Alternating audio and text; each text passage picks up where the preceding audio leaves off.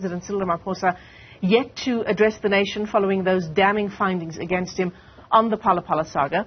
A three-member independent panel, you'll remember, found that Ramaphosa may have violated the Constitution and committed serious misconduct. Their report was released just this past Wednesday, and it's all in relation to the theft of millions in foreign currency from his Limpopo farm back in 2020. So since the panel released its report on Wednesday, there have been various calls, some of them for the President to step down. Let's continue tracking the reaction and speak to Richard Mdakane, who is the President of the SA National Civic Organization, who joins us via our video link this morning. Richard, very good morning to you indeed.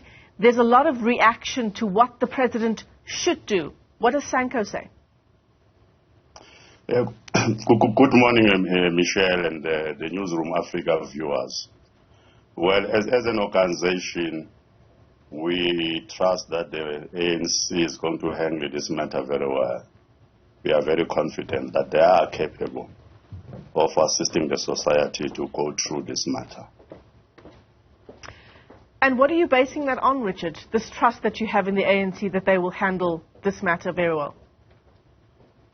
Well, they do have experience. They've dealt with this matter previously. There were two presidents that didn't finish their terms. They were handling this matter very well. There was no crisis, no instability in the country. We think that they have learned from their experiences. They will be able to deal with this matter very well. And I'm very confident, really, as an organization, that they are going to assist. Of course, ANC is a leader of society. They wouldn't do anything that is in contrary to the interest of the society. Richard, shall we go through the various permutations of what might happen over the coming days, coming hours even, perhaps? If President Cyril Ramaphosa were, in fact, to heed those calls and step down, how does SANCO read the situation then in terms of what happens next post-Ramaphosa? Well, there are many leaders in the ANC that are capable of assisting us to go through this period. And I think that they wouldn't be desperate, really, not to have capable leaders to assist us to deal with this matter. Our view as SANCO is that they must deal with this matter because it's a matter of society. It's no longer a matter of one organization.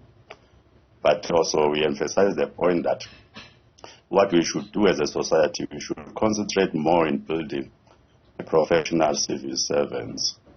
That would be a cushion between the executive and the society. Because political parties, by their very nature, they are going to have these ruptures from time to time. But the state functionaries must be intact and assist to provide services to our people, irregardless who the ANC decide. If the president decides to step down or to step aside, I think the ANC will identify a capable person to do their work. And if indeed the President does decide to fight this independent panel report that was released just this week, some damning findings there around his involvement in the farm robbery at Phala Phala back in 2020. I mean, given those damning findings and given that the President certainly now faces a number of questions over his handling of that saga, would the faith from SANCO in a Ramaphosa presidency waver? Well, we will look at this matter very seriously. The SANCO National Executive also is meeting tomorrow. We'll look at this matter, and then we are going to inform our views, given the challenges and also the outcome of the meeting of the ANC this evening. We think that is very important to deal with this matter soberly, because it's a matter that affects all of us, because the ANC is a governing party. And I think it's going to remain a governing party for some time to come. Therefore, whatever happened within the ANC sometimes become a matter of society. I think the ANC is capable enough to consider the views of the society at large. Richard Mdakane is the President of the SA National Civic Organization. Richard, let me thank you for your time early on this Friday morning. Thank you.